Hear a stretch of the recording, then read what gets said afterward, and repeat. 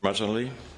The Commissioner, ladies and gentlemen, thank you for the invitation to give a Danish view on the European research area. Let me start by asserting that the European research area is not a new idea. It's actually quite old.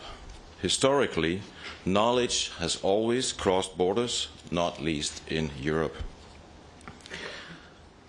This very exchange of knowledge has been a crucial factor in Europe's development over the last 500 years. Allow me to mention a few examples. The Polish astronomer Nicolaus Copernicus, who studied in both Poland and Italy, proved in the 1600s that the Earth was not the center of the universe. The discovery reverberated throughout European universities. 200 years later, Isaac Newton, inspired by Copernicus' work, formulated the law of gravity. And despite the long and arduous journey, scientists from all over Europe traveled to meet Newton. A further 200 years on, the Danish physicist Niels Bohr sat in Manchester with Ernst Rutherford and carried out experiments that led to momentous discoveries about the structure of the atom. Scientific breakthroughs very often occur when the sharpest minds work together in cross-border cooperation. And Europe's development, growth and prosperity are closely connected with the exchange of knowledge and ideas across the continent. But cross-border knowledge is not just a part of European history. It is also crucial for Europe's future, not least in a time when Europe is challenged. In the last couple of years, millions of people have lost their jobs, and the crisis has led to a debt burden which will weigh us down for a long time. To ensure a sustainable future, we must look beyond the short term. In a changing world, we want Europe to become a smart, sustainable and inclusive economy. The EU does just that with its Europe 2020 growth strategy and Innovation Union Plan.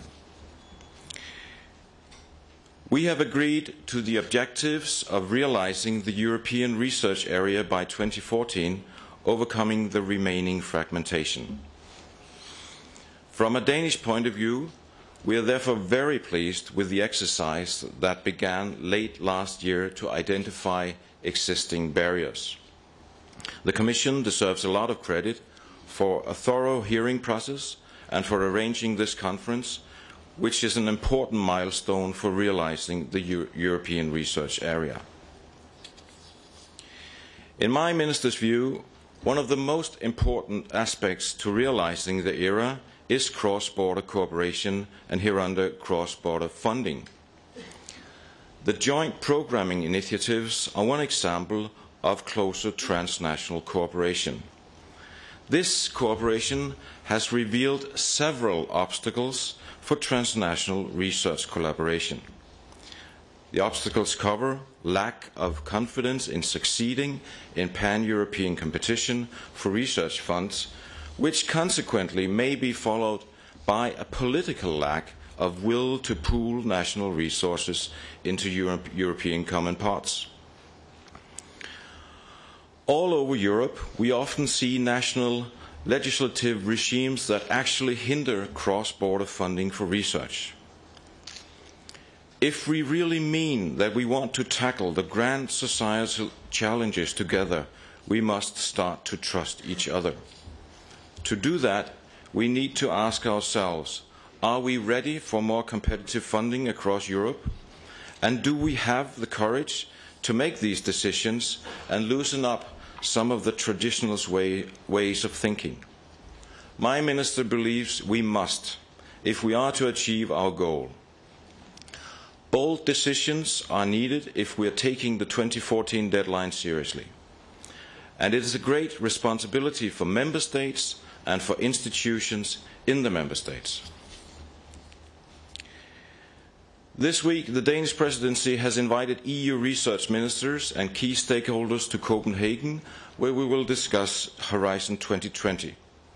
The objective is to discuss parts of the Commission's proposal and give input to the informal Council meeting on the following day.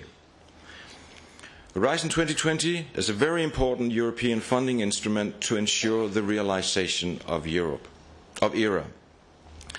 And the Danish presidency will do its best to ensure that Horizon 2020 will contribute to eliminating fragmentation and ensure more coherence, including with national research programs. The European Research Council is a part of Horizon 2020 and is a good example of one way to contributing to the realization of the European research area.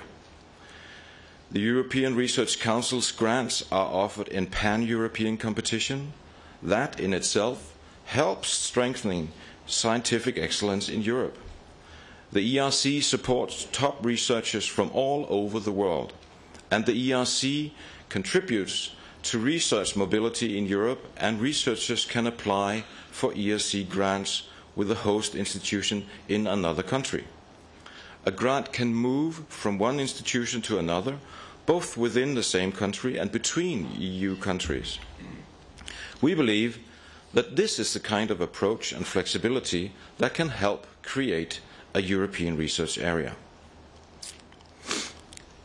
Before I conclude this address, I must bring you greetings, of course, from my minister. He planned to give this address to you today, but due to the uncertainties about the travelling situation in Brussels, these days he decided to stay in Copenhagen. He's looking very much forward to the informal Ministers' Council's meeting, which starts with a conference the day after tomorrow, and he is personally deeply involved in the planning of the conference and the Ministers' meeting. The focus will be on one of the core elements of realizing the European Research Area, Horizon 2020. Research is by definition international. Knowledge crosses borders and knowledge develops. Such was the case in the 1600s, and so it is still today. When the European Research Area was launched in the year 2000, it was a natural manifestation of a historic tradition. Developing the European Research Area is very important for Europe's future prosperity. Do we really believe there is an alternative to a European Research Area? From our point of view, the answer is a clear no. There is not such an alternative. Cross-border knowledge is a part of Europe's DNA. That is what we must strengthen and develop. We all look forward to receiving the Commission's proposal for how the remaining barriers to the era can be addressed later this year. With these words, ladies and gentlemen, I would like to thank you for your attention.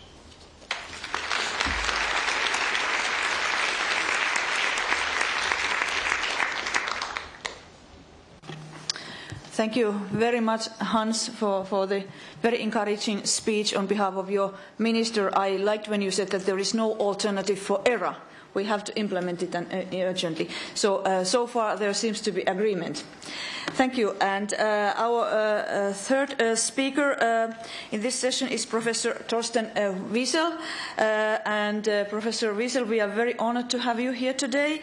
You are a Nobel Prize laureate in physiology and medicine, and given your rich experience in science advocacy and also in having a non-European perspective to science in general and looking at Europe from a distance, being a European yourself, I think that you are an ideal speaker in this conference of ERA. So please, the floor is yours.